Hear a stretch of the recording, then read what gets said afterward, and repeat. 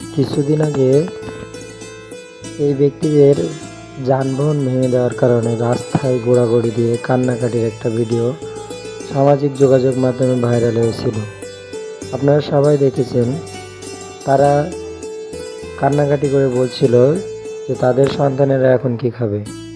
অনেকে হয়তো ভেবেছিল সরকার হয়তো গরিবদের এভাবে লুট করছে, গরিবদেরকে এভাবে পথে বসাচ্ছে, কিন্তু সরকার এদের সবার জন্য কাজের ব্যবস্থা করে দিয়েছে এবং তাদের প্রত্যেককে 1.5 লাখ টাকা করে অনুদান দিয়েছে।